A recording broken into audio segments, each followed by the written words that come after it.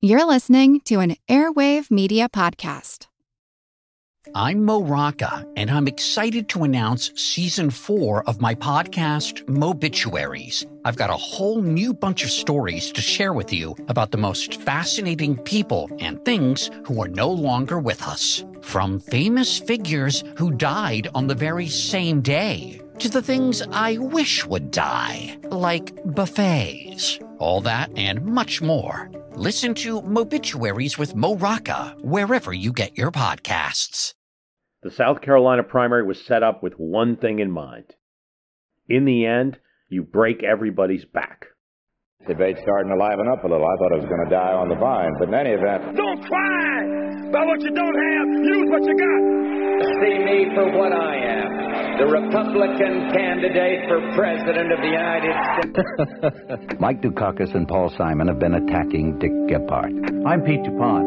There is a solution. We went for the gold, and we won it. We filled this tent with 10,000 hungry mosquitoes and biting flies. But they're not biting me. I love tortilla chips, but they can be a little... Here, I'm using Deep Woods Off. These are all nice fellows. I know I can get, I know them all, and they all made mistakes. The people of the country want to find out about issues like economic revitalization and opportunity for the future. Now there's news, the Chero. That's what I'm prepared to talk about.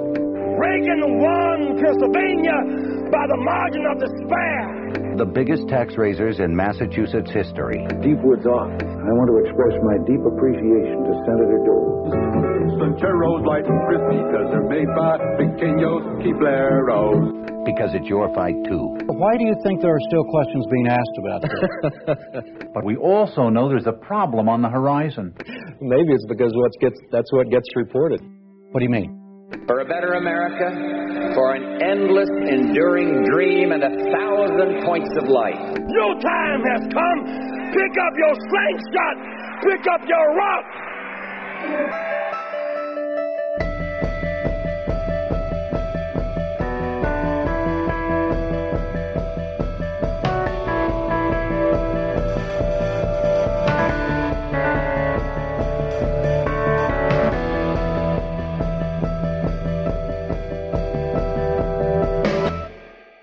My whole vision of the world is in terms of analogies and word pictures.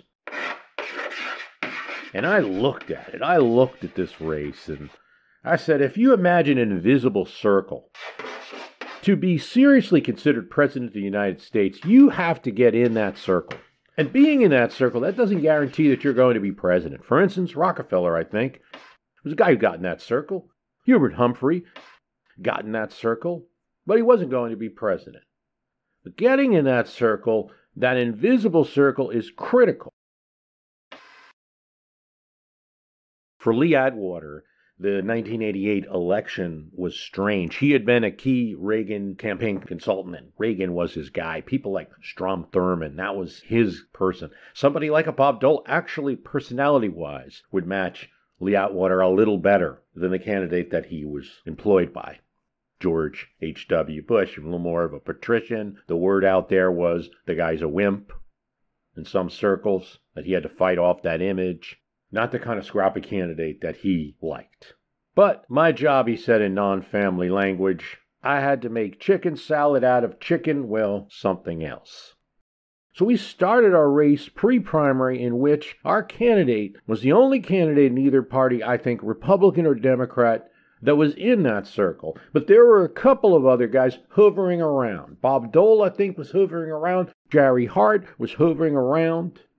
If you look at that circle as a little boat that we were in, and out in the water there were a hell of a lot of shark fins, 13 or 14 shark fins, however many candidates that there were, and the whole name of the game was getting your boat to the other side and beating back those shark fins to keep everybody else out of the boat with you.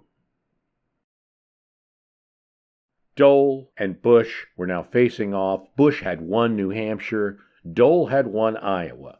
They're going to the South, collection of states that are going to vote on Super Tuesday, and neither one of them has that locked up, has the mind of the South locked up, no matter how much Lee Atwater might wish it be so. in the campaign schedule, thanks to a change made by South Carolina in 1980. There was a South Carolina primary. And here, Atwater knew the Bush campaign had its best chance to win the thing. The governor, Carroll Campbell, was a client of Lee Atwater's and an ally for Bush. Dole had thought about skipping it, telling the press, like, well, I'm not contesting South Carolina, I'll move on to the other races. He's got the governor. But then, Senator Strom Thurmond, Atwater's friend, endorses Bob Dole, not George Bush. Now, with Strom Thurmond, the senator, endorsing his majority leader, Bob Dole, first of all, Dole's got a campaign, and second of all, he might have a chance here. You have other candidates that are still in this race. Jack Kemp, former quarterback for the Buffalo Bills, tax cut proponent, he goes nuts. He says, South Carolina's it. I'm going to spend everything I have, $30,000. We saw what Gephardt did in South Dakota. I'm going to do that here. I'm not going to beat anyone. I'm not going to come in number one, but I'm going to try to come in number two. Pat Robertson, the TV evangelist, there's a huge amount, 700 club viewers in this state. I think I can compete. So George Bush decides to play off that strength that Pat Robertson has. He appears before 24 evangelical preachers and says, Jesus Christ is my personal savior. As Jules Whitcover and Jack Germond noted, it may have sounded a little strange coming from an Episcopalian from Connecticut, but it played well. That and voters wanting to start to see a nominee in the fall. This is always going to happen in races. Candidates not only run against each other, but they run against the apathy of the party for a long campaign. People, voters, want to see things wrapped up. They don't like chaos at a certain point. And that's what you're seeing as we get to South Carolina 88. It's like, okay, it's going to be Bush or Dole. Somebody's got to decide. And people thinking like that are favoring the vice president. All this adds up to Bush getting 48% of the vote in South Carolina. All the other three, Dole, Kemp, and Pat Robertson, split it. What happened here? Was it Bush's reach out to South Carolina evangelicals? Was it the fact that Kemp ran hard, which cut into Dole's support? Or is it all the above? Was it the governor, a governor of a state political organizations tend to be more responsive to a governor than to a senator? All of these things combined. Here's from Brutal Campaign, a book that I like by Robert Flieger. In the end, Bush won a resounding victory, carrying every county in South Carolina while garnering 49% of the vote. Dole managed to edge out Robertson for a second-place finish by a margin of 21-19. A Dole campaign manager said, "We should have taken a walk out of South Carolina to just let Bush win and set expectations that way." Robertson was toast because he only won 1/3 of evangelical voters. Even after the New Hampshire primary, Bush had been worried. But when he won South Carolina, the tension and sleeplessness seemed to have gone away. Here's what Lee Atwater says. The South Carolina primary was set up with one thing in mind. In the end, you break everybody's back. But Dole wasn't hearing it. He did not give up. He runs that campaign ad that he never got a chance to run in New Hampshire, that he didn't want to run a negative ad. The one about no footprints in the snow. Bush has a resume, not a record, all of this stuff. The polls show that Bush can't win in November. I'm more electable. And then he goes directly on the offensive on the Iran-Contra story. Right now, about the only thing that's going to dislodge Bush's position is if something happens here on Iran-Contra. To some extent, Bush had inoculated himself after Dan Rather went after him on this story. Level with the country, Mr. Vice President. It wasn't reaching voters, but it was sure reaching Bush. Bush said of Dole in his diary, "He's a desperate and mean man, and people see it." Senator Jake Garn of Utah, one of the few senators that endorsed Bush and not his own majority leader, walked by on the Senate floor. Dole muttered, "Judas." Gary Hart was enjoying this new campaign, advisor-free, press-free, all the things that were wrong he was trying, and he decides, hey, I'm going to do the thing that I was reluctant to do before. I'm going to my hometown, Ottawa, Kansas. Meets with the hometown folks, speaks at the Chamber of Commerce. He's their most famous citizen, after all. You know, he's getting some coverage, and he's still leading in a lot of polls. It's then that his recent nemesis, the Miami Herald newspaper, runs another story about him. The Hart campaign was being secretly financed by a California video producer, and a person on the payroll did free work for him, paid by the video company, but working for Hart, and unreported as a campaign contribution. This story runs not just in the Herald, but in the Des Moines Register as well. And there are other questions about the 1984 campaign debt. Was Hart just running to pay off his debt? The people are the strength of this country. I said I wanted them to debate about my candidacy. I got a fair hearing, and the people have decided. I clearly should not go forward. And so it was. Another candidate was again out of the race, this time Gary Hart, number 2. I had no money, I had no organization, no infrastructure. It was, admittedly, quixotic, but I felt my issues weren't being heard. Maybe I felt it might even work. From interviews decades later, Gary Hart would regret his decision over the next decades. He'd regret everything that happened, including the Donna Rice affair and including his inability to connect to people and to connect to the press properly. As he saw over the decades policies form by both George Bush and George Bush's son, he couldn't help but think that he should have fought harder. That's his point of view, that a personal failing and an inability to avoid being quixotic and weird changed the policy of the United States, in his opinion.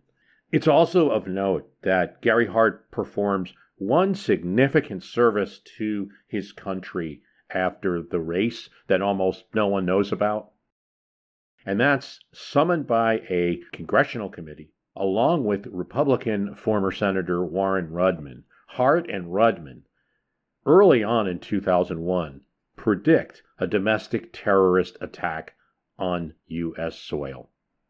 Tonight, Super Tuesday. CBS News coverage of Campaign 88 continues.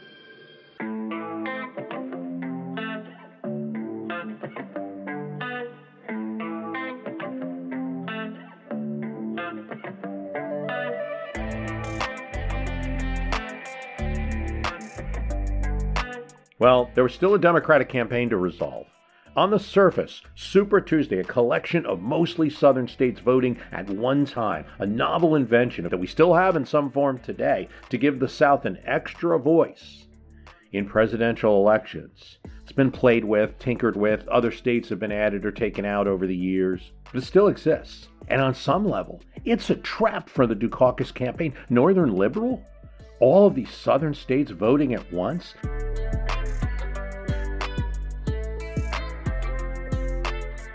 He's a New Englander, and you have Al Gore, the senator of Tennessee, the darling of the South, that even Arkansas Governor Bill Clinton is afraid to campaign against. What do we think is going to happen here?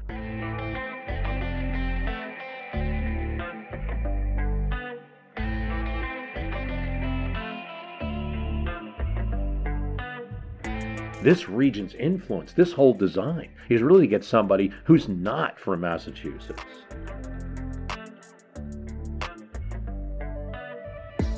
But it's not without a good point for Dukakis, too. For one thing, Massachusetts is actually voting on the same day as a little bit of a counter to all those southern states, as would Rhode Island. So those are going to be instant victories for regional favorite Dukakis. On top of that, it turns out the South isn't appearing so bad for his campaign. For instance, he has more money and he has more organization than all of these other campaigns. And these are when you run a bunch of states at one time. You have to have that money. You have to have that organization. Some of these states are big, Florida and Texas, where Dukakis would like to stay relevant, carve out victories, are big states. You've got to spend a lot of money. The broke Gephardt campaign. He just spent all his money on Belgian endives in South Dakota. Simon, not a lot of money there.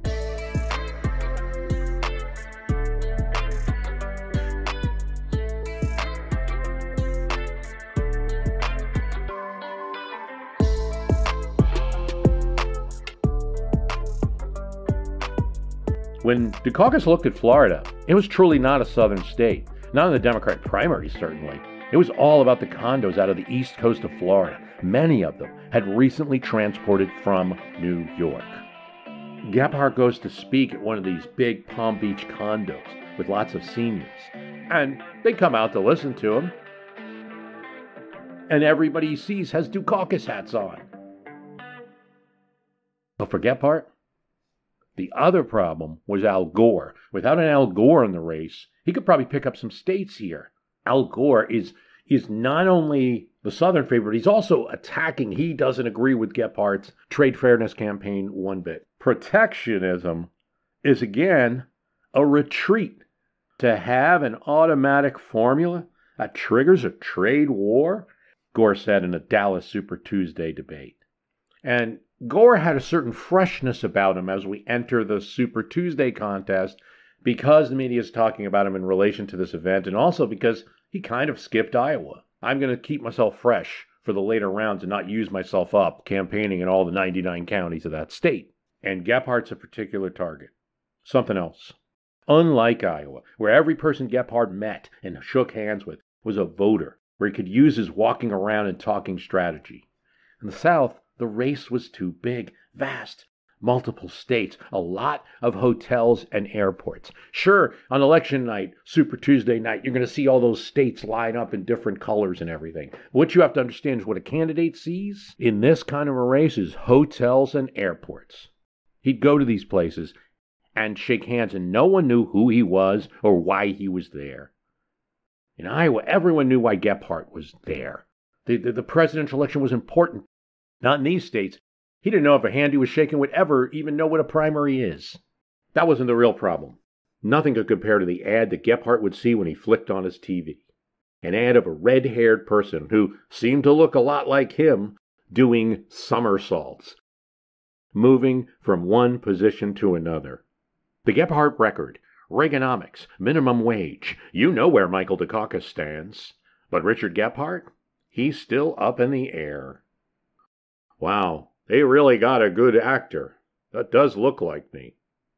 Used to one-on-one campaigning, a lot of free media, being in the Iowa newspapers, Gephardt couldn't respond as well to a TV attack, because he had no money to counter with his own.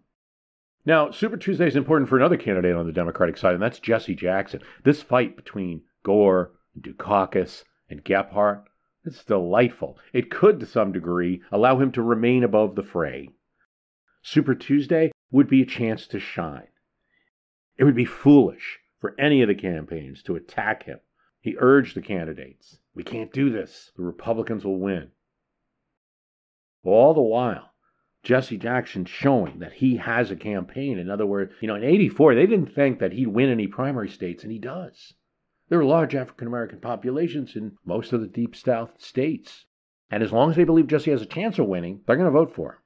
He does this media event in Atlanta where he's speaking like a reverend. He tours the South, preaching about healing, about the New South. He meets with Selma Mayor Joe Smitherman, the same mayor who tried to arrest him in 1965. With this approach, Jackson would win Georgia. He'd win Louisiana, Mississippi, and Virginia and Alabama, completely exceeding expectations. On this day, he comes out as a winner. But because of expectations, so does Michael Dukakis. Dukakis wins Massachusetts, but he also wins Texas and Florida. Gore also looks pretty good. Gore, who hadn't won anything up until now, wins his home state of Tennessee, and also Kentucky, North Carolina, Oklahoma, and Nevada. Richard Gephardt will have to settle for his home state of Missouri. Simon gets nothing. To some degree, it was Jackson's moment, no doubt, but it was also Dukakis' moment. He got a double bang, said one analyst of the race. And it's not just about delegates or even momentum, but according to his advisors, it's showing that he can play in the South. Now, What does that mean, playing in the South? When you're talking about the Democratic primary in 1988 and Super Tuesday, news coverage at the time didn't show this enough, but the turnout, the electorate for 1988 in Super Tuesday in the southern states was 35% liberal, where the electorate itself in 1988 was 17%. Identified that way. None of this was reported on that day. What was important? That Gephardt won only his home state. We got everything we wanted, a Dukakis advisor said. Florida, Texas, and Gephardt dead. Reporting from CBS News election headquarters in New York, here is Dan Rather. Now, with George Bush, frankly, you don't even need your glasses to see this board. George Bush has won everything, every place. On Super Tuesday, Bush won 578 of the 707 delegates available. Dole won no states. Bush said, "I will now be the President of the United States." Pat Robertson wins only the state of Washington. Dole tried to argue that he was the more electable. Sure, Bush is winning the primaries. I get it. I'm the more electable. You may want Bush, but he won't be president at the end of the day because he can't beat Democrats. I can. The problem for Dole is making this electability argument, which is always a problem for electability arguments. You're going to see it in lots of other races. You might see it in the race we have this year. It's undermined by a poll of voters. So if you're making that electability argument, it's only as good as the latest polls. There's a poll of GOP voters that said 70% thought Bush would win in November. So while Dole is citing head-to-head polls, which are showing Bush losing to a Democrat, the Bush campaign is touting these, hey, Republicans think we can win. What's Dole talking about? Everything shifts to Illinois. Not normally that important of a primary. It could be. This time it is. On the Democratic side, there's a little blip of something going on that may be the result of sending a few boxes and a quick-thinking campaign manager. In Anchorage, Alaska, Jesse Jackson finished first in Alaska's Democratic precinct caucuses, posting a narrow victory over Massachusetts Governor Michael Dukakis in a non-binding preference poll announced today. With about 90% of Alaska's 442 precincts reporting, Jackson claimed 872 delegates, 35% of the total, to Dukakis' 31%. Close third was uncommitted, and then Al Gore finished a distant fourth with 2%. Henry Lancaster, who was coordinating the Jackson campaign in Atlanta, said that Alaska had just a 3% black population, yet Jesse Jackson won. And his appeal there came from the anti-drug and economic issues that he had been voicing that the other candidates hadn't. This state has a lot of working-class people who come from the South and the Midwest and the Northwest and move to Alaska. In down times, people are looking for solutions. Bob Speed of the Alaska Party said the other campaigns were just apathetic up here. But it all may come to a simple thing. A quick-thinking Jackson staffer thought to send pins. A box of Jesse Jackson pins and brochures to Alaska. Their campaign had them, the others didn't. It's almost insignificant in terms of Democratic delegate totals, but it means everything to Jesse Jackson. Alaska gave Jackson an important talking point. There's no ghettos in Alaska, only igloos. Not very PC, but it got Snickers at the time, and believe it or not, was a soundbite way of making that point. Stop saying I'm just the black candidate. Stop saying I can't win in states. I'm a progressive. I can win anywhere. Whites all over the country have opened their hearts to me. They know there has been this separation, and now they're willing to say, let's call it even. Years from now, 20 years after Jackson makes these comments, and no one can know this, the first African-American president is going to be elected. There'll be an open question at that time. There's still an open question. How much of that is responsible? Could a figure named Barack Obama just ran anyway, even if there'd been no Jackson campaign? Certainly the supporters of Jesse Jackson don't think so. Despite the Alaska win, there's this side debate that keeps creeping up with Jesse Jackson, which Jesse Jackson will find irritating and will say so. Already there are news stories about what does Jesse Jackson want? Night News Service.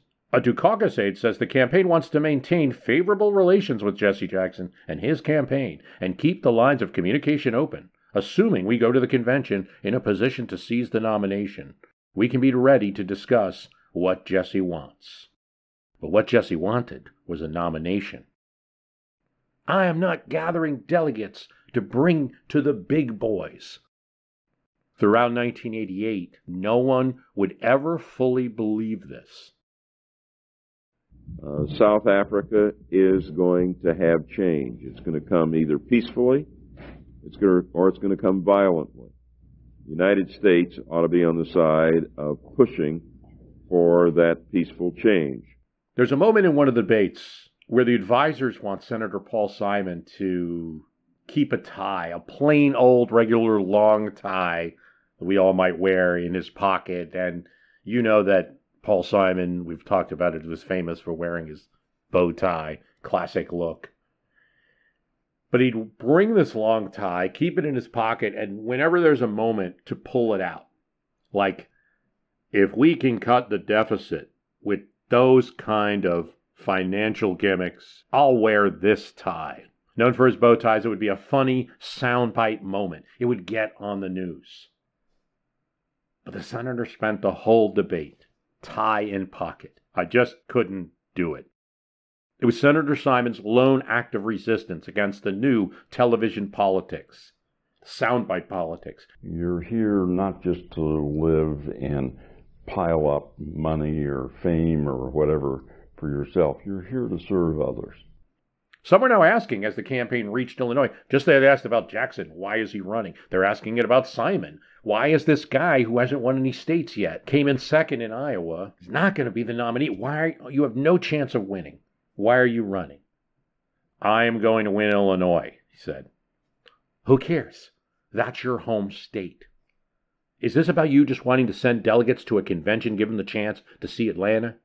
No, he responds to reporters. It would never be worth it to do that. Look at the situation, Simon says.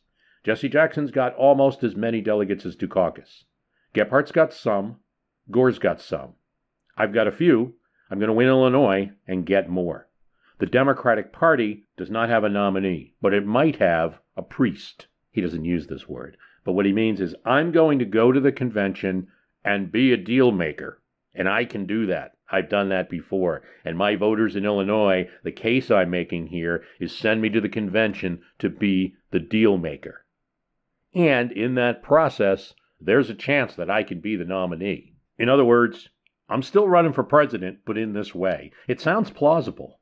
Dukakis has to throw water on that. He doesn't want Simon to get this win. He's leading a cabal, they say of Simon. He's pushing a brokered Democratic convention. He's pushing disunity in the party. Dukakis is the only choice. Get this wrapped up. This is going to be competitive in Illinois because Jackson is also from here. His Operation Push is based out of Chicago. Chicago is voter rich. He thinks he can win too. Both Dukakis and Jackson are a little mad at Simon. Gore is in a quandary in all this. He can't afford not to run in Illinois. He has to compete here, but he can't afford to run in Illinois either because he knows he's going to lose. These guys all have stakes in the game. Dukakis is kind of the establishment candidate now. Simon's from here. Jackson's from here. What's Gore going to do? He needs a win. At least come in second in a northern state to keep staying in the game and follow up on his Super Tuesday moment. So reluctantly, he burns cash in Illinois. His message here is same as Bob Dole. Electability. Do you want to run another liberal? We've gotten blown out twice in 5 elections. 49 of 50 states. Candidates bicker. We don't need a national custodian or a manager, Paul Simon says of Mike Dukakis. We need a leader. Al Gore says Dukakis' foreign policy stands for pulling back from the rest of the world. He's timid for standing up for American values.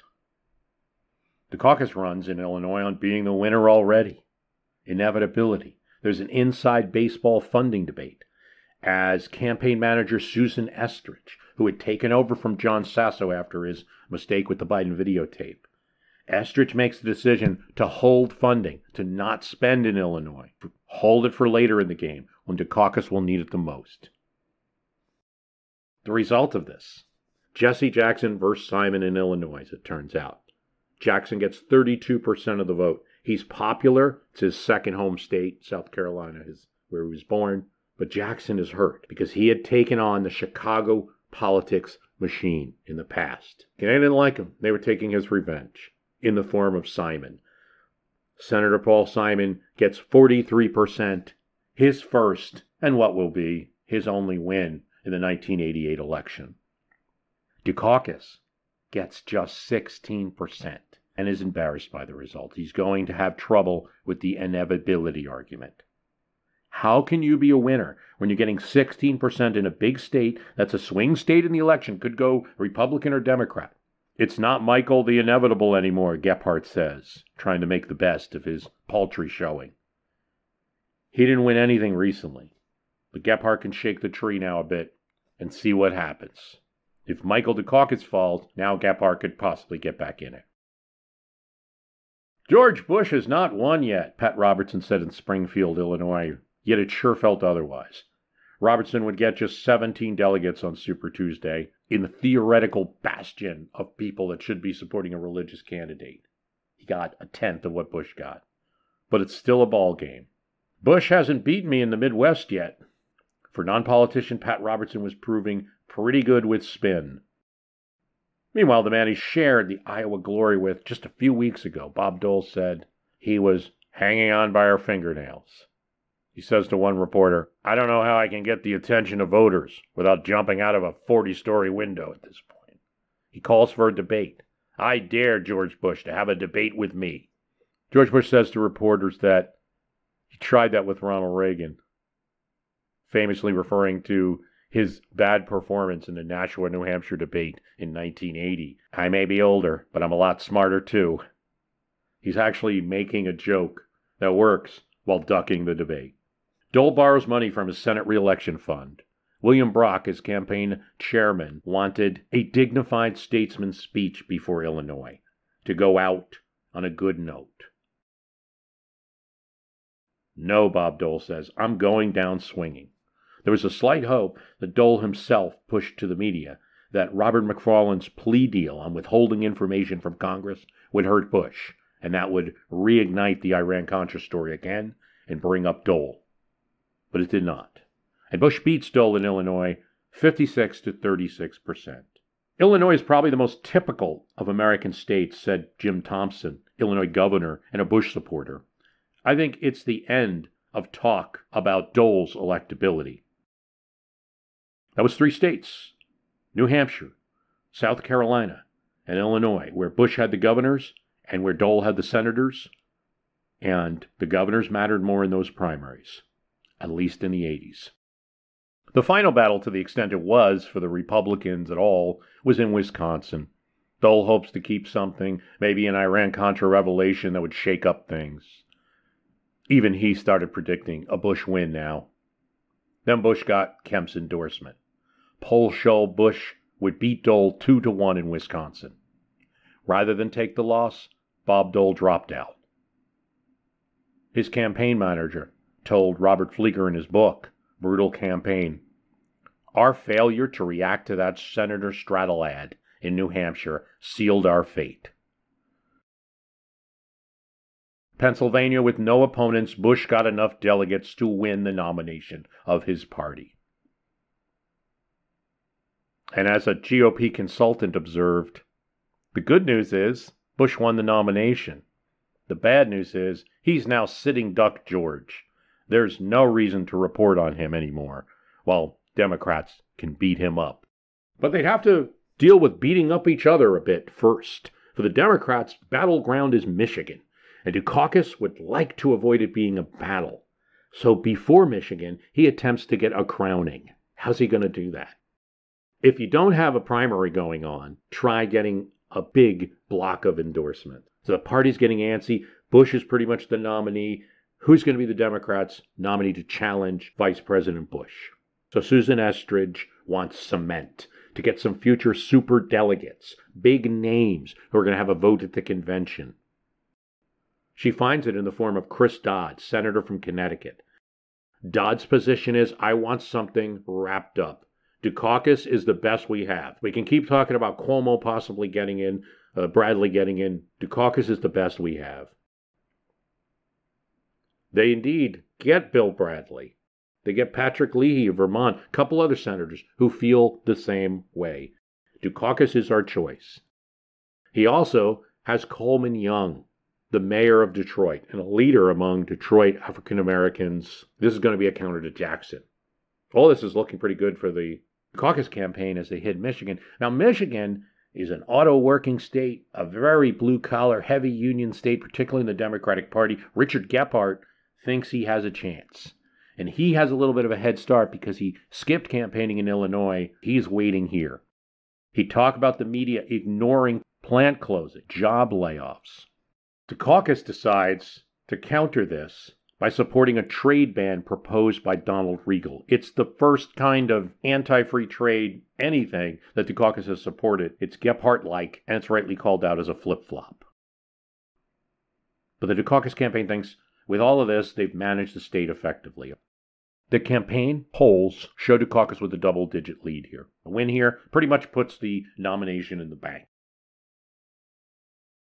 But that's polls. Polls by telephone. People calling up saying who you're going to vote for. Oh, I think the name that I hear a lot is Dukakis. They learned from Coleman Young that even though I'm for you, Governor, and here I am at this event, all across the city of Detroit, the whole city's for Jesse. Coleman Young is now feeling the heat. You're mayor and you haven't endorsed Jesse Jackson. Michigan is also a caucus. So I've referred to it as a primary, and I should correct that. It was a caucus in this year, and it helps to bring out more passionate voters. Jackson told struggling auto workers and wage earners he would fight the corporations that closed their factories. It was an electric message here. Turnout is incredible, much higher than in 1980 or 84. And that turnout is for Jesse Jackson. Jesse Jackson wins the state with 54%. And Dukakis just 29%. The Michigan campaign was about message, authenticity, the soul, flesh and blood versus nuts and bolts. Gephardt, for all his blue-collar message, gets 16%, and now has to say, I'll meet with my family and I'll decide. Jackson wins here with a huge voter turnout. But it's not just Detroit. There's other areas. Ann Arbor, Kalamazoo, Battle Creek. These are not African-American enclaves. He's making this point. Very important for him to make this point. Here's the New York Times. Mr. Dukakis had hoped that a clear-cut victory in the state would prove his appeal to blue-collar workers, a group critical to Democratic chances in the fall, and reestablish him as a front-runner, a distinction he lost when he ran third last week beyond a pair of favorite sons in Illinois. Instead, the Michigan voters left the race in a bigger muddle than before, with Mr. Dukakis hurt by 2 straight disappointments in northern industrial states, and Mr. Jackson buoyed by an unexpected victory. And the shape of the contest is now hard to discern. Here's what Newsweek said of Dukakis. From shoo-in to walking wounded on a single night in Michigan. This was not a great night flying back from Detroit, Dukakis would say in a later interview. There's questions now, and a side debate. Sure, 54% impressive in the Michigan primary. But can he win? Susan Estridge, who's the campaign messenger for Dukakis, says, we're not afraid of being beat by Jackson. She tells reporters kind of on a background. We're not afraid of being beat by Jesse Jackson. That's not what it is. It's not Jackson Dukakis' campaign is afraid of. But if we allow Jackson to win too much, some unknown person, they're going to find another campaign, they're going to find another candidate. And if we can't lock this thing up, that's what's going to be our downfall. The attack on Jackson that everyone had held off from now begins. The way it's done, electability. Jackson campaign is watching voters interviewed by the press. I agree with Jackson, but I think Dukakis can win. This is it. There's one state now that can determine everything. It's a Democratic state, large group of African Americans. It also has suburban and rural areas, and it has large urban areas. The New York presidential primary today, the one that could settle the race for the Democratic nomination.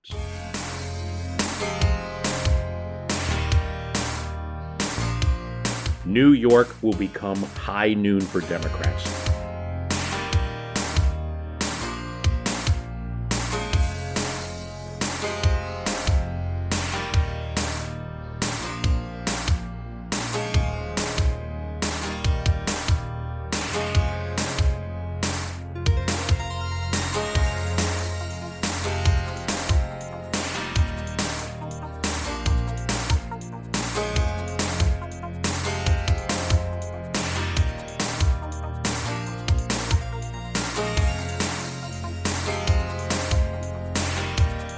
It's the Empire State, the most cameras per square inch of any media market, and Dukakis leads going into it.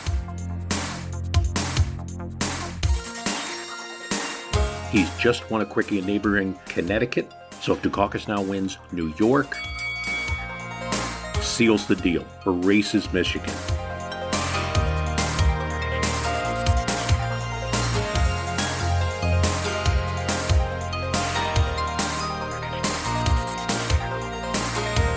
But no one thinks that he's generating any excitement. Good morning. Appreciate your help today. Thank you. Good morning. Look at Michigan. Look at what happened there when the real voters come out. They don't like this guy. If Jesse wins New York, he can now make the case that he's the candidate for the Democratic Party nomination. Good to see you, friend. Need your support. And he's just like anybody else. I mean, it's a shame that anyone would have to make that case. Like, I have delegates, I should be in the running. Good to see you, friend. Need your support. But it's 1988, and Jackson does.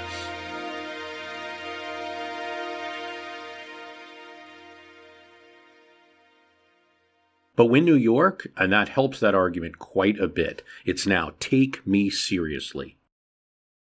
There are 13 contests after New York, and Jackson will win D.C.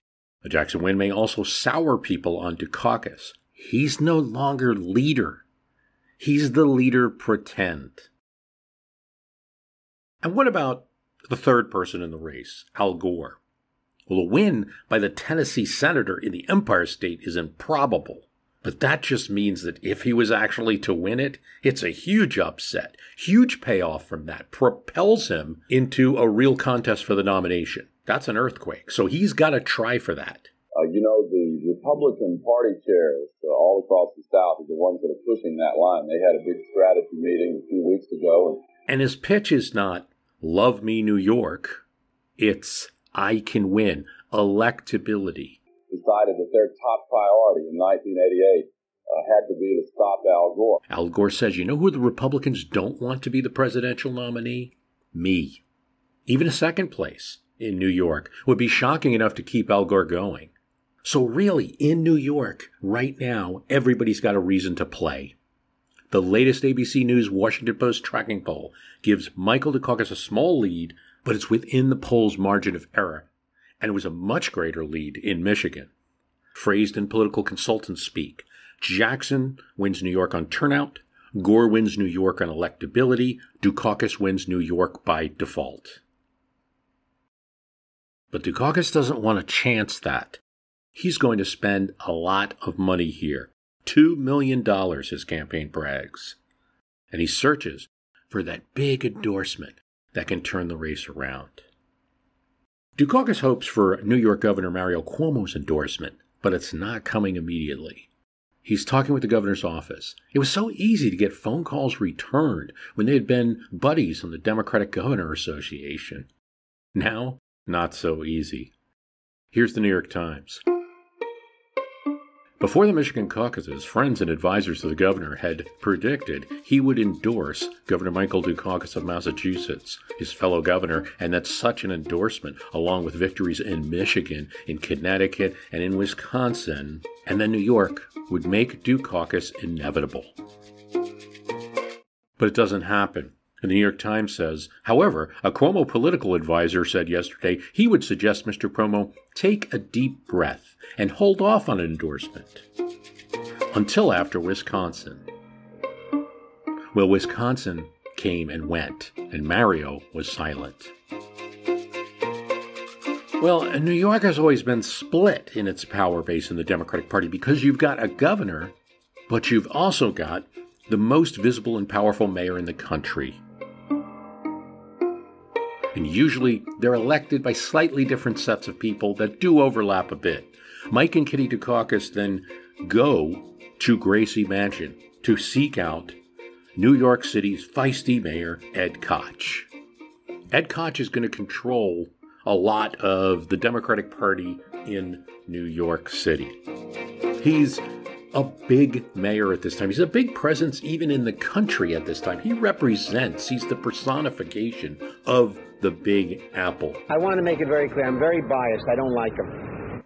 His personality's so big that he can take on other big personalities at the time. Here's him getting into a bickerfest with Donald Trump. I find those ads ridiculous. He spent $100,000 for self-advertisements. Who's really interested in his foreign policy? Anybody? Maybe Mrs. Trump. Ed Koch has been a disaster as a mayor. You know it, I know it, everybody knows it. By way of update, nothing ever really happened with the Trump campaign for president in 1988. Ed Koch greets Mike and Kitty. He serves them his favorite chocolate chip cookies. These are the same ones I gave to Mother Teresa, Koch says. And Dukakis talks with the mayor for 40 minutes. That sounds good. The pitch that Dukakis makes is, I'm a winner. You want to be on my side. Koch is polite. The cookies are yummy. But it doesn't seem to be closing. Koch asks Dukakis about Jesse Jackson. Koch doesn't like his policy on the Palestine Liberation Organization, nor his comments about New York. And he thinks maybe Jews and other supporters of Israel should vote for him. They got to be crazy. He's already on record of saying that any Jew in New York would have to be crazy to vote for Jesse Jackson. To Dukakis' response, look, Ed, I disagree with him on the Middle East, but treat him with respect. Aides to Dukakis will tell reporters later, Ed Koch doesn't react warmly to that whole respect thing from Dukakis. He's bringing in a lot of voters, Ed. Something to think about. Kitty even chimes in. Ed, if you want to go with a winner, go with this guy, referring to her husband. But for Koch, it's, well, thanks for coming and all of that. And the Dukakis team, it's a little cold, but the Dukakis team figures they're going to get his endorsement. He's not going to endorse Jackson. And Jackson is probably, outside of Koch, a very well-known figure now in New York City. This is a place where African-American voters are numerous and an important part of the primary electorate. Here's New York Times suggesting that Mario Cuomo, the governor of New York, is not out of this yet. Another prize in the state is the endorsement of Governor Cuomo, who controls the party apparatus. In a telephone interview from Albany yesterday, the governor said he did not know what effect the Jackson victory in Michigan would have on the New York primary. But he adds this mysterious line, nor should anyone be embarrassed to conclude that they don't know. Wait, what? Is so Cuomo-esque. The Hamlet on the Hudson. They shouldn't be embarrassed to conclude that they don't know the effect of the Michigan victory that Jackson had on the race in New York. What is he thinking? Well, the New York Times suggests they know. Possibly, it opens up his emergence as a possible late starter in the presidential race. It's been a tantalizing possibility for some Democrats. Paul Bogert, the Dukakis campaign manager in New York, tries to put the best face on what he admits is a serious setback in Michigan coming into New York. Okay, we lost. Now it's us versus Jackson, and it's going to get settled in this city. It's a two-man race. Gore is not a factor. Polls were showing Gore at 5%. But Gore thought he was a factor. He had some money, and well-known New York campaign consultant David Garth, who would work for Giuliani later on. Big ads. Still, Dukakis kept the two-man race story. As long as they could do that, it's Dukakis versus Jackson. Dukakis is going to beat Jackson. That's the strategy. Don't lick your chops too soon, Al Gore says to Dukakis in one of the several debates they'll have in New York. As the man down, Gore has to attack harder here, and he settles on a position which is more hardline than Reagan's policy, that mirrors Israeli Likud Party Prime Minister Yitzhak Shamir. Reagan, newspapers have revealed, has begun discussions through intermediaries, not direct, it's not like direct, but through intermediaries with the PLO. They're going to announce this officially after this election is totally over, after the primaries and the general in December 1988, that the announcement will be made. But people kind of know, and people know that things are opening up in the Middle East. Gore takes a position that's more hardline than the Reagan administration then. And he says he disagrees with both Jackson and Dukakis on the issue of an independent state for Palestinians, saying Dukakis had sounded a note of enthusiasm about such a prospect. And he completely disagrees with Jackson for openly advocating such a state. Jackson's position is there needs to be talking, there needs to be movement towards a two-state. We can guarantee secure borders. We cannot ensure tranquility so long as there is, he uses the word, occupation. Dukakis asserts that he's not expressing enthusiasm for any Palestinian state. He just expressed support that the president was finally showing leadership in some area. But Gore also attacks on attacking, and the candidates attack each other on who they're attacking or not attacking, more to the point. He's scared to death, Al Gore says of Mike Dukakis in a brief with reporters. He points with a grin to a newspaper article in which Governor Mike Dukakis refused to explain why he would make a better president than Reverend Jesse Jackson. He's scared to death he'll be misinterpreted, Gore says.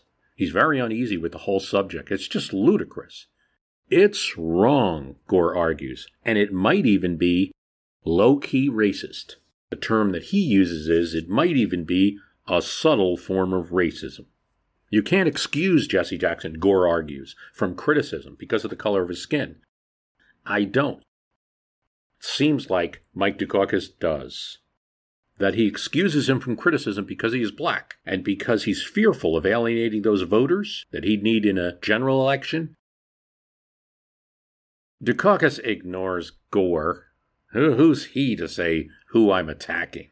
Why is that a test of somebody's presidential qualities? Dukakis says. I'm not criticizing Jesse because he's not criticizing me. For Jackson, it was almost an honor to be attacked. I'm just happy to be one of the big dogs now, Jackson said. For Jackson, here's the deal you have to look at. And this is what makes 1988 a realistic possibility, as crazy as it might sound, for Jackson to become Democrats' nominee. With New York, he sets up California, and it comes down to California Speaker of the House, Willie Brown, very powerful figure in that state, now a supporter of Jesse Jackson. It doesn't fully come down to Willie Brown, but in a way it does. If Jackson can win New York, he then goes to the next piece of the puzzle, and the next big state is going to be California. Willie Brown is an establishment African-American politician. He didn't back Jackson in 84, and no matter how hard Jesse tried, how many phone calls he made, he barely even came on board in 1988. But eventually, he was persuaded. Now, he's a supporter, said the Washington Post.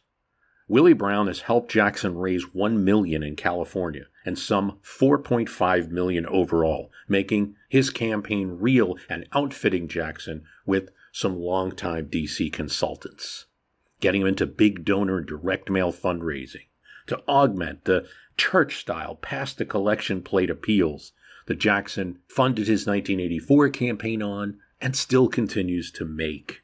On a good day, Jackson will raise $10,000 through that kind of personal fundraising. The Washington Post talks about campaign manager Jerry Austin, professional campaign manager. He has history with helping Richard Celeste, the Democratic governor of Ohio. Now he's running a very scrappy campaign. Austin describes the angles he played to get a good rate on a DC-9 jet that he hired for Jackson. And he loves telling how a television station manager in Puerto Rico slipped him 10 commercial spots for the price of 4 because he liked Jesse. But when the campaign first started, there's problems like simple things like when reporters come on the campaign plane, you've got to bill those news organizations. They actually have to pay for their reporters to be on the plane. And then in turn, you have to feed these reporters. The campaign seemed to have problems with both of these things. So the first thing is they never get the invoices out to the various news organizations. So that's just a deficit.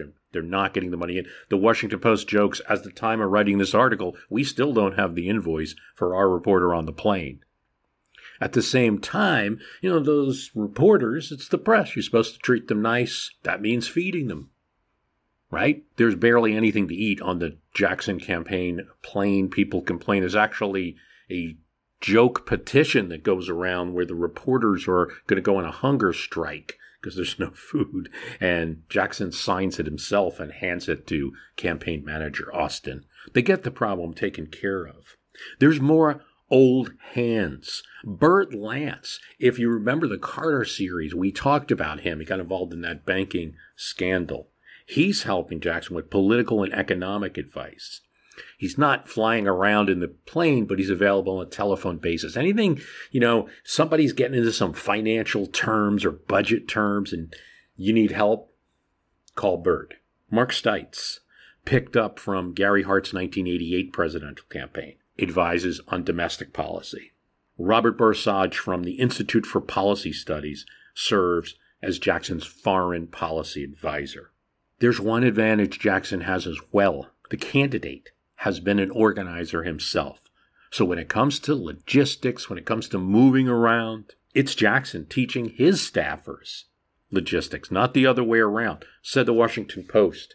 At the end of the frenetic Pittsburgh to Cleveland, New York day, as the motorcade prepared for its last trip to the airport, Jackson gathered his staff around him in the parking lot and lectured them softly.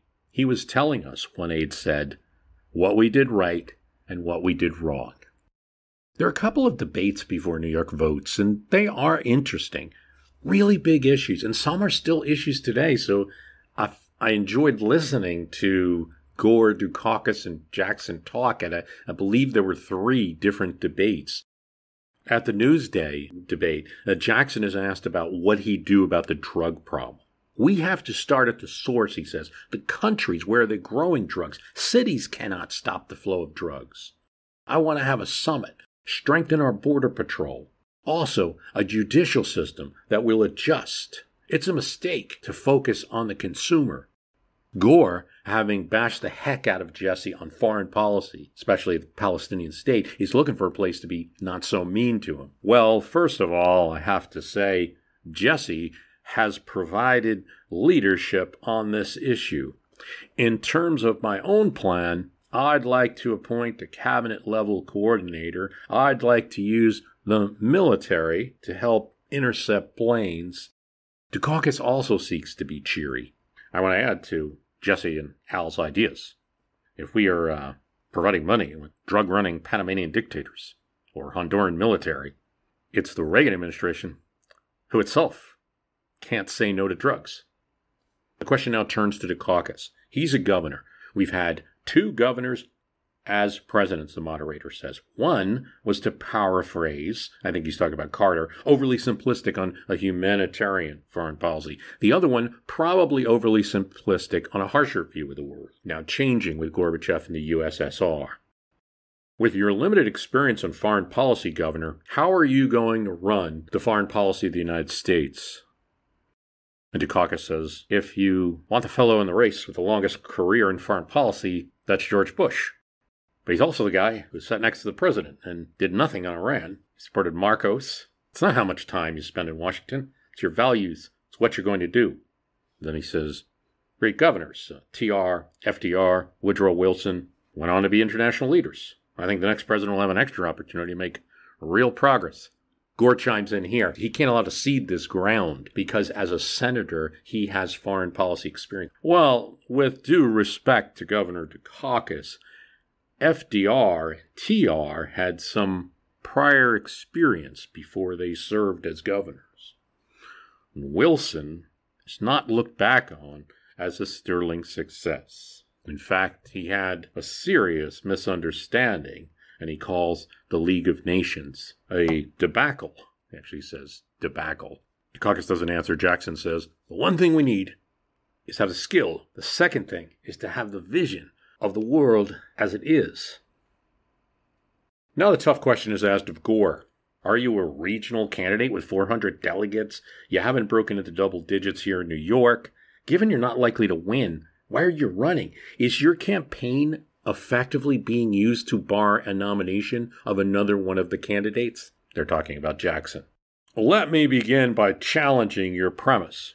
It's not regional. I've won 2 contests in Nevada and Wyoming, outside the South. Polls, those same polls, noted that I was only going to carry 1 state on Super Tuesday. I carried 7. I think you need to stop asking what the polls are going to say and ask who should be president.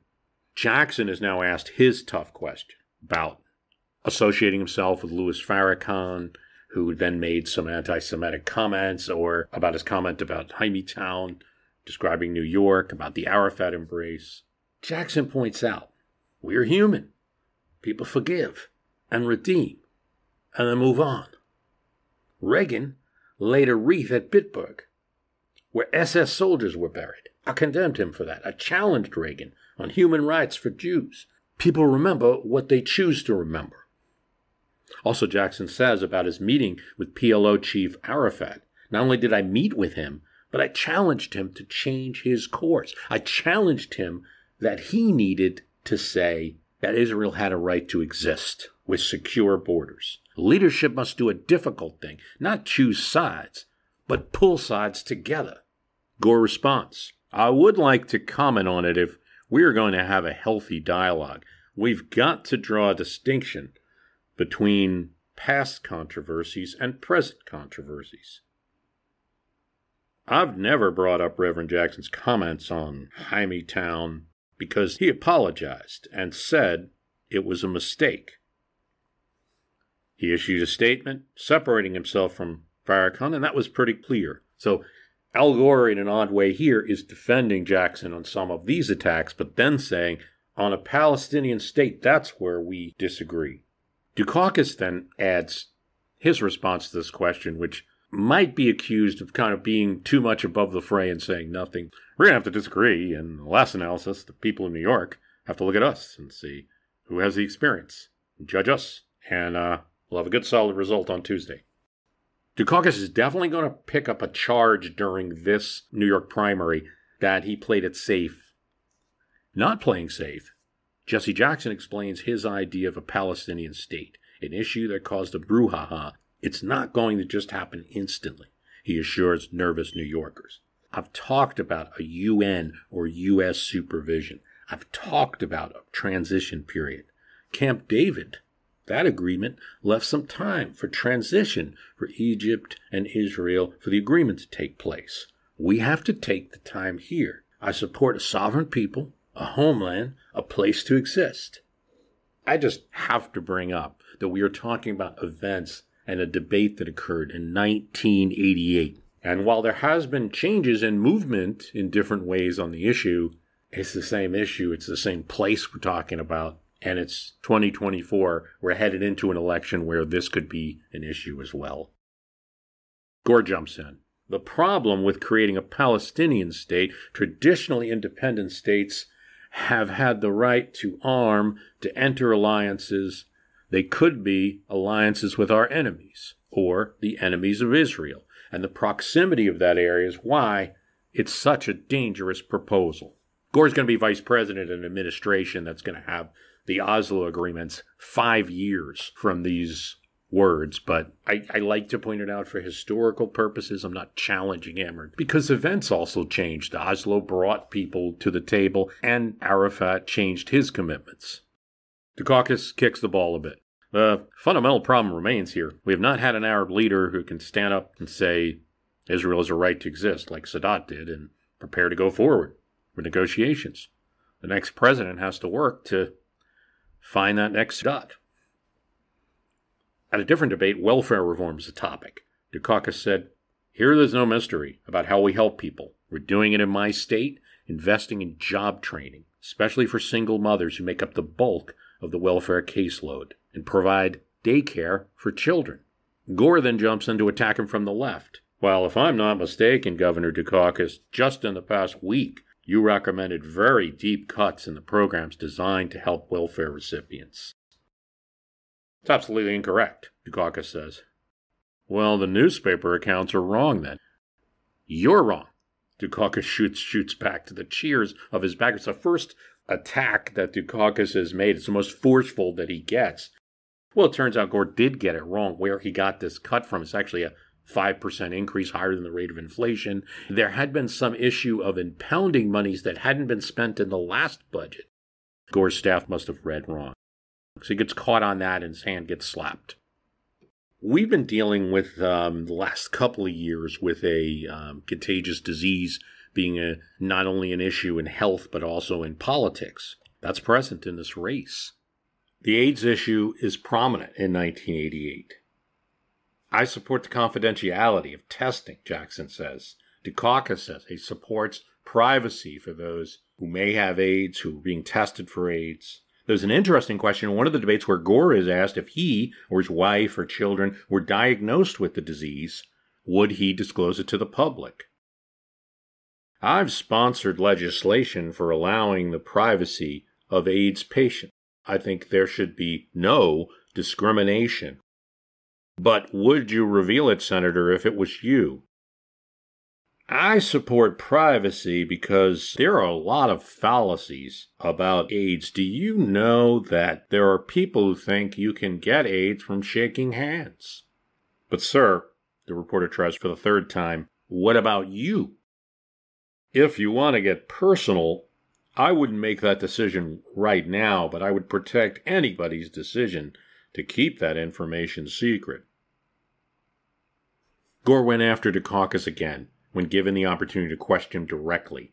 He brings up a prison reform program that Dukakis had sponsored in Massachusetts, which granted weekend passes to prisoners, including some serving life sentences for murder. As Gore noted, 11 of these convicts in the Massachusetts program failed to return, and 2 committed murders. If you were elected president, Governor Dukakis, would you advocate a similar program for federal penitentiaries? As the whole country would learn the next year, the U.S. already had a federal program. Reagan had supported it, but the audience didn't know that. They reacted with hoots and laughter to, would you bring this program to the federal government? Dukakis merely attacked to play to the strength of his experience as an executive. Al, the difference between me and you is I've run a criminal justice system. You never have. Well, Michael, I must insist that you answer my question directly. Obviously not. I'm not going to bring it to the federal government. Neither Gore or Dukakis know it. But this is a significant moment in the 1980 election, not for what happens on the stage. Because at Team Bush, the Oppo research aide employed by Lee Atwater is watching all of these things. They don't know who they're going to get, filling out 3x5 index cards and making notes of things the candidate says. And the aide makes a note. Prison furlough program Dukakis, 2 committed murder, ? In later interviews, Dukakis would say he thought absolutely nothing of Gore's attack. It was already on record that Dukakis was against the death penalty, something he felt strong as a moral issue, could be used as anti-crime. So opponents were always bringing up things like this. So went the debates in New York.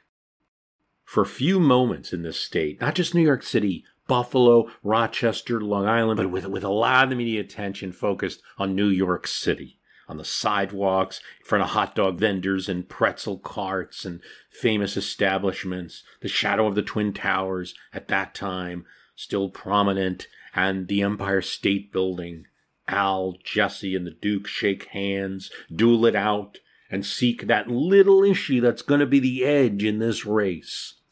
And in a break from politics, Olympia Dukakis, Michael's sister, wins the Oscar for the movie Moonstruck. New York for Mike Dukakis! Let's hear it! Maybe it's a good sign of things to come.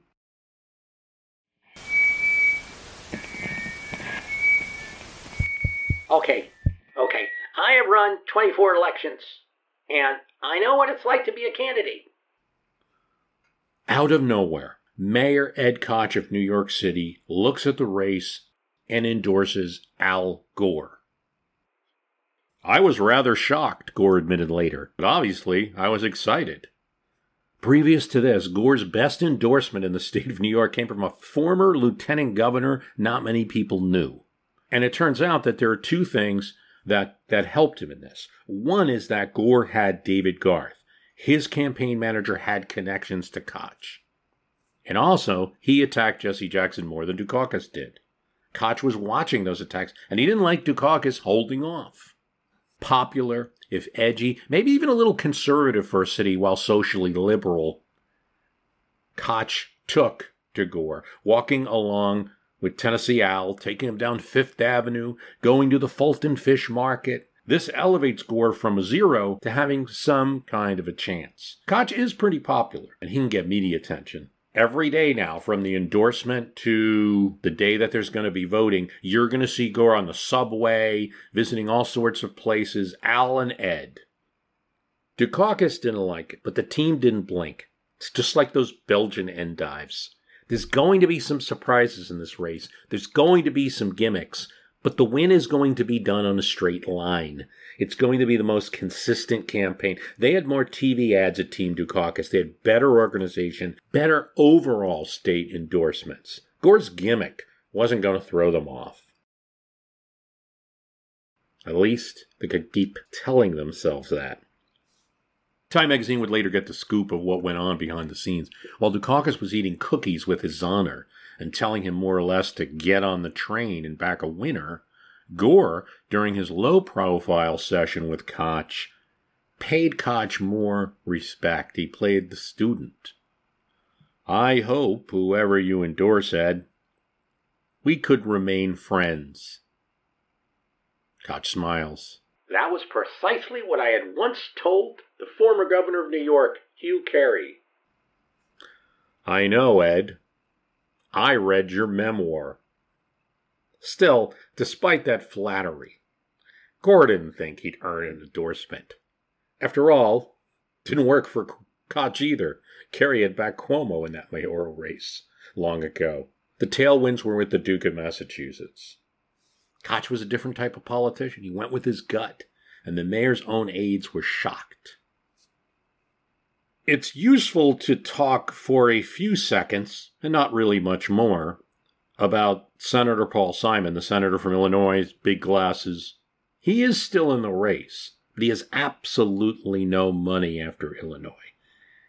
And no money in 1988, where there's no internet or websites to raise anything, no social media to put things out there, means really no messages getting out, like nothing. So he's on the ballot, that's about it. He's polling so low, he's not invited to any of those debates. He talks vaguely about a guerrilla campaign, but if it's happening, no one sees it. The only thing that Paul Simon offers is, once in a while, Governor Mario Cuomo will say something about Paul Simon's ideas about the deficit. Cuomo, it's believed, is letting Koch have the moment. He's been playing a cute game all through 1987 and in the early months of 1988, refusing to endorse anyone, even in his home state primary. Here's from Jack Germond and Jules Witcover. Although he had officially taken himself out of the picture, he said recently that he would not accept a draft. Cuomo had been studiously ambiguous about his attitude towards the other candidates. The assumption of most Democratic professionals was that the New York governor would finally endorse Dukakis, fellow governor of his Northeast. Cuomo sent mixed signals. For example, sounding if at times Paul Simon might be his choice. But Dukakis and Cuomo were talking behind the scenes through intermediary, and that being the governor's son. There was a series of conversations with Susan Estridge at the Dukakis campaign and Andrew Cuomo. Andrew Cuomo was not giving Estridge, though, a clear pathway to any kind of endorsement by his father. Andrew Cuomo said his role in meeting with Estridge was only to ask questions on his father's behalf, and that he did so with all campaigns still in the field. It's probably true, but I only have a written record that I could find of the Dukakis-Cuomo talks. Whatever his purpose, the concerns raised by Cuomo were intriguing, especially the advice that they seemed to offer. In Estridge's account, the younger Cuomo asked Estridge if Dukakis might not be willing to harden his message in a pro-Israel way. For instance, George Shultz had his plan on the Middle East, and there was a letter written by 30 senators. Perhaps, Cuomo suggested, Dukakis might say something to the effect that the letter could have been written better, perhaps more moderate language. Secondly, Andrew Cuomo wondered if Dukakis might be willing to say publicly that he would consider Jesse Jackson as a possibility for the vice presidential nomination. The Dukakis team couldn't understand this advice. You want to delight Jewish voters in New York? anger peace supporters, anger liberal voters that might be backing Dukakis, then delight peace supporters and anger Jewish voters by saying you might consider Jackson as VP. What kind of logic was this? Estridge is confused. If he was relaying a message, his father seemed to be suggesting clearly that Dukakis jump over a cliff politically. That formula was destructive enough to make cynics wonder if Mario Cuomo was still nourishing dreams of another scenario, one with Dukakis out of it. The collapse of the frontrunner would set off a round of demands that the governor run to rescue his party. Who cares if he told a reporter he wouldn't accept the draft? If the party came knocking. Per Susan Estridge, if there was a play, it didn't happen. Team Dukakis read that and had no interest in following Andrew Cuomo's advice. He speaks for himself. Meanwhile, it soon became clear after a few days that Gore went from being elated that Ed Koch had endorsed him to starting to worry that Ed Koch was treating him like the sideshow, and Koch was entering the spotlight. Most press conferences where Koch and Gore were together, Koch was in front. And then Koch messed up. Jackson came under fire today from New York Mayor Ed Koch, who called Jackson a liar and said that he's unstable under stress. Koch had gone a little bit too far. Mark Green on the city council, future candidate for mayor, said, Koch is acting like the fourth candidate in the race. He's over his head here, should not have gotten involved, should have stayed out of it. Smartly, Jesse Jackson does not respond to Ed Koch's remarks at all. But the worst came later. Koch appeared on David Brinkley and said that Jackson had exaggerated his role during the death of Martin Luther King in 1968. Jesse Jackson was there in the hotel room when King was shot in the balcony. Jerry Austin, Jackson's campaign manager, now comes out and says Koch is an idiot. This would be very harsh to say about a mayor of a city whose votes you're trying to win in any other race in any other time. He probably went too far, but almost no one's calling Austin out on this. Too many people agreed with the statement to get counter traction. Jackson still says nothing, but he never publicly silences or disagrees with Jerry Austin. That doesn't mean that when he speaks for himself that he is saying what I feel. Gore has to come out now and say that he's not aligned with those comments, that Koch was speaking for himself. He speaks for himself.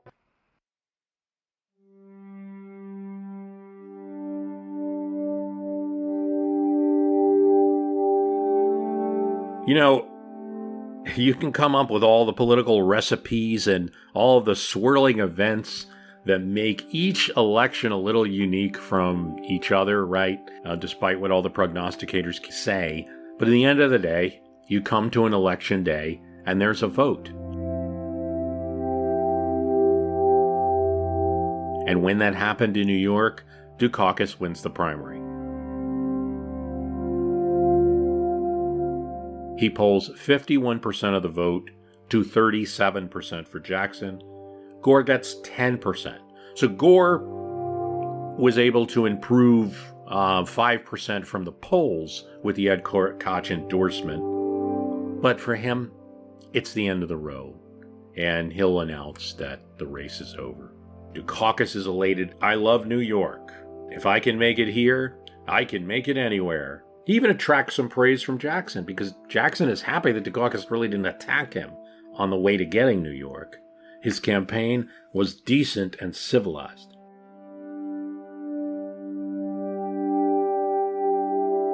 And now, finally, Governor Mario Cuomo would endorse Dukakis for the presidency of the United States.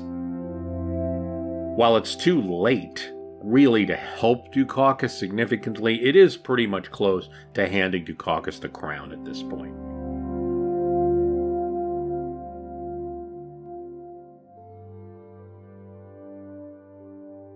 The race that has started in February 1987, where two candidates, significant candidates, were out of it.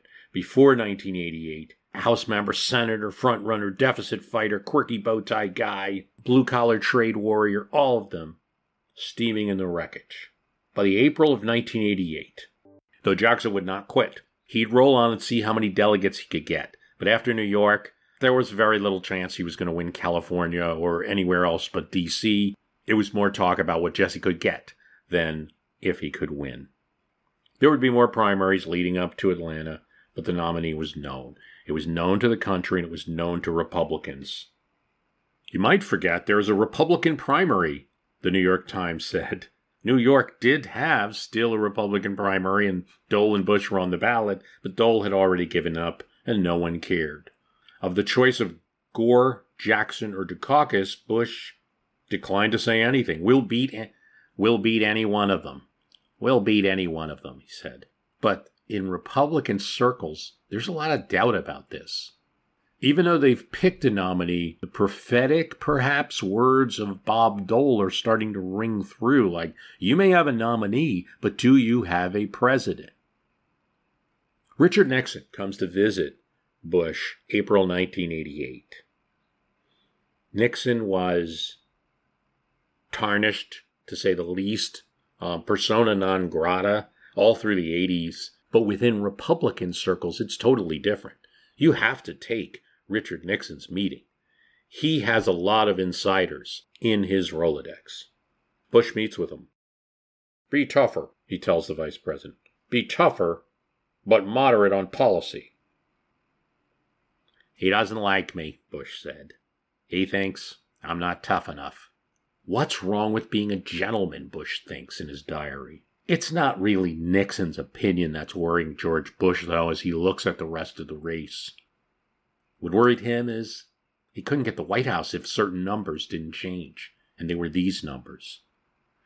1/4 of voters that voted for Reagan now said they'd vote for Mike Dukakis. This might have been because 41% of the country were satisfied with its direction. A majority wanted something else. In March 1980, a survey showed voters preferring less government to more government, a margin of 54 to 32%. That's the Republicans' message. That's going to be Bush's message. By May 1988, this had changed. 43 to 44% effectively split down the middle on this question of more or less government, the basis of the Reagan Revolution that Bush was to be part of. The vice president's own campaign polls showed him down in a hypothetical against Dukakis. And a focus group showed that participants thought Dukakis was more conservative than Bush. More conservative.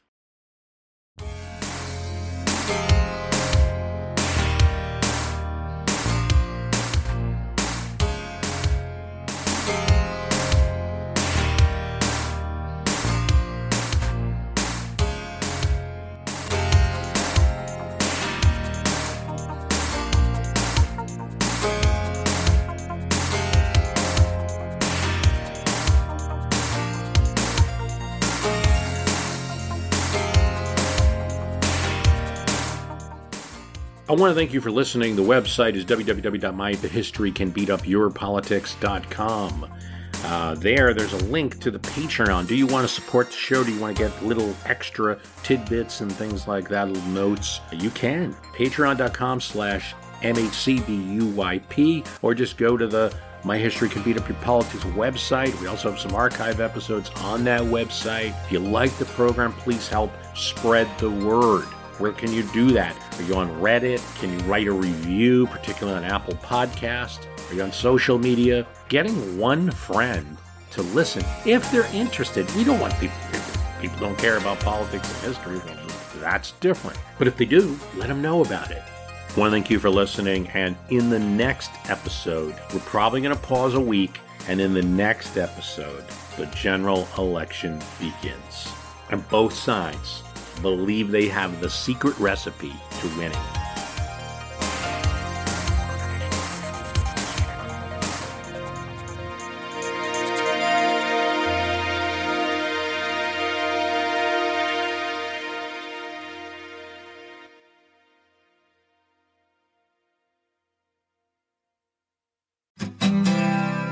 My name is Greg Jackson. I'm a historian, professor, and the creator of History That Doesn't Suck, a podcast that provides a complete overview of U.S. history through storytelling, yet keeps the rigor you'd expect in a university class. Starting with 22-year-old George Washington in his first battle, join me for a chronological telling of the United States story, its unlikely revolution, fractious civil war, tenacious inventors, brave reformers, and more. With more than 100 episodes, you can already binge listen your way through the progressive era. Find History That Doesn't Suck wherever you get your podcasts.